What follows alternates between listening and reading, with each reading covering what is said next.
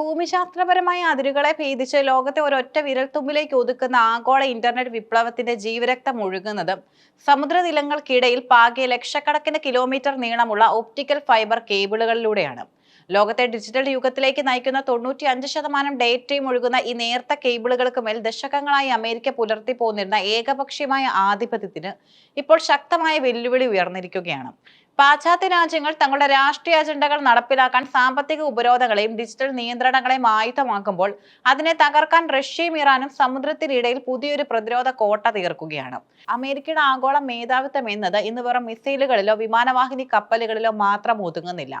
മറിച്ച് ലോകമെമ്പാടും പടർന്നു കിടക്കുന്ന ഈ നാഡീവ്യൂഹങ്ങളെ വിശ്വസിച്ചാണ് അമേരിക്കയിലെ സാമ്പത്തിക സ്ഥിരാകേന്ദ്രങ്ങൾ നിലനിൽക്കുന്നത്.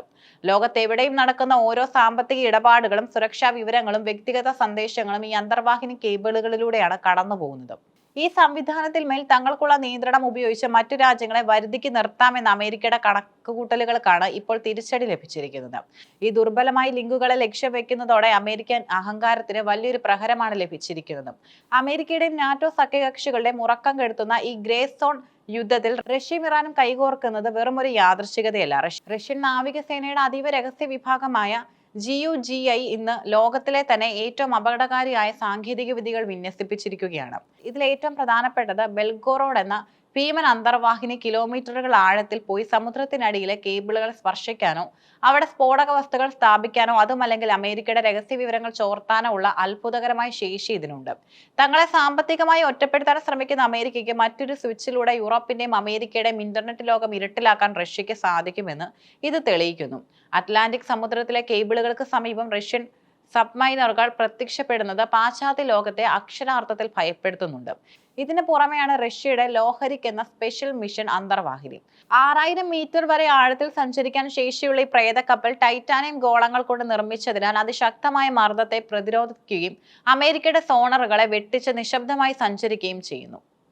ഉപരോധങ്ങൾ കൊണ്ട് റഷ്യയെ തളർത്താമെന്ന് കരുതിയവർക്ക് അവരുടെ ആഗോള കമ്മ്യൂണിക്കേഷൻ ശൃംഖലയെ നിയന്ത്രണം തങ്ങളുടെ കയ്യിലാണെന്ന റഷ്യയുടെ പരസ്യമായ പ്രഖ്യാപനമാണിത്. അതേസമയം അറബിക്കടലിലും ഹോർമുസ് കടലിടുക്കിലും ഇറാൻ നടത്തുന്ന നീക്കങ്ങൾ അമേരിക്കൻ നാഡീവ്യൂഹത്തിന് വലിയ തലവേദനയാണ് സൃഷ്ടിക്കുന്നത്. അത്യാധുനിക ഡ്രോണുകളും ഗാദർ ക്ലാസ് മിനി സബ്മൈനറുകളും ഉപയോഗിച്ച് കടലിനടിയിലെ കേബിൾ ശൃംഖലയിൽ നിരീക്ഷണം നടത്താൻ ഇന്ന് ഇറാന് സാധിക്കുന്നുണ്ട്. പശ്ചിമേഷ്യയിൽ അമേരിക്ക നടത്തുന്ന അനാവശ്യ ഇടപെടലുകൾക്കുള്ള മറുപടിയായി മേഖലയിലെ പ്രധാന കേബിൾ ഹബ്ബുകൾ നിയന്ത്രിക്കാൻ ഇറാന് കഴിയും. അമേരിക്ക തങ്ങളുടെ സൈനിക ശക്തിയിൽ അമിതമായി വിശ്വസിക്കുമ്പോൾ ആ ആത്മവിശ്വാസത്തിന്റെ അടിത്തറയായി ഡിജിറ്റൽ കണക്ടിവിറ്റി അറുത്തുമാറ്റാൻ ഇറാൻ തയ്യാറെടുത്തു കഴിഞ്ഞു. അമേരിക്ക നടപ്പിലാക്കുന്ന ഉപരോധങ്ങളെ തകർക്കാൻ തങ്ങളുടെ പക്കൽ അദൃശ്യമായ ആയുധങ്ങൾ ഉണ്ടെന്ന് ഇറാൻ ഇതിനോടകം തെളിയിച്ചു. പശ്ചിമേഷ്യൻ കടന്നുകയറ്റങ്ങൾക്കും ഇസ്രായേൽ അനുകൂല നയങ്ങൾക്കും പകരമായി ആഗോള വിവരവിനിമയത്തിന്റെ താക്കോൽ സ്ഥാനം കൈക്കലാക്കി ഇറാൻ തിരിച്ചടിക്കുമ്പോൾ അമേരിക്കൻ നാവിക വ്യൂഹം വെറും കാഴ്ചക്കാരായി മാറുകയാണ്. അമേരിക്കയുടെ സാമ്പത്തിക സിരകളിൽ ഒഴുകുന്നത് പണമല്ല, മറിച്ച് ഈ കേബിളുകളിലൂടെ സെക്കൻഡിൽ ലക്ഷക്കണക്കിന് ജിഗാബൈറ്റ് വേഗതയിൽ സഞ്ചരിക്കുന്ന ഡിജിറ്റൽ വിവരങ്ങളാണ്. റഷ്യയോ ഇറാനോ തന്ത്രപ്രധാനമായ ഒരു കേബിൾ വിച്ഛേദിച്ചാൽ അത് അമേരിക്കയിലെ വൈറ്റ് ഹൗസിനെ മാത്രമല്ല ആഗോള സാമ്പത്തിക ക്രമത്തെ തന്നെയാണ് അന്ധകാരത്തിലേക്ക് തള്ളിയിടുക. അമേരിക്കയുടെ പ്രതിദിന ഓഹരി വിപണിയെ ന്യൂയോർക്ക് സ്റ്റോക്ക് എക്സ്ചേഞ്ച് മുതൽ നസ്ഡാക്ക് വരെയുള്ള വ്യാപാരങ്ങൾ നിമിഷ നേരം കൊണ്ട് സ്തംഭിപ്പിക്കും. അന്താരാഷ്ട്ര പണമിടപാടുകൾ ഉപയോഗിക്കുന്ന സ്വിഫ്റ്റ് സംവിധാനം തകരുന്നതോടെ അമേരിക്കയുടെ ഡോളർ അധിനിവേശത്തിന് അന്ത്യമാകും. ഒരു ചെറിയ കേബിൾ വിച്ഛേദിക്കപ്പെട്ടാൽ പോലും അമേരിക്കയുടെ സൈനിക വിന്യാസങ്ങൾ അന്ധമാകും. അവരുടെ അത്യാധുനിക ഡ്രോണുകൾക്ക് നിയന്ത്രണം നഷ്ടമാകും. ലോകത്തിനുമേൽ തങ്ങൾ അടിച്ചേൽപ്പിക്കുന്ന സാമ്പത്തിക ഉപരോധങ്ങളും ഡിജിറ്റൽ സെൻസർഷിപ്പും അതേ നാണയത്തിൽ തിരിച്ചടിക്കുമെന്ന ഭീതി ഇന്ന് വൈറ്റ് ഹൗസിനെ വേട്ടയാടുന്നു.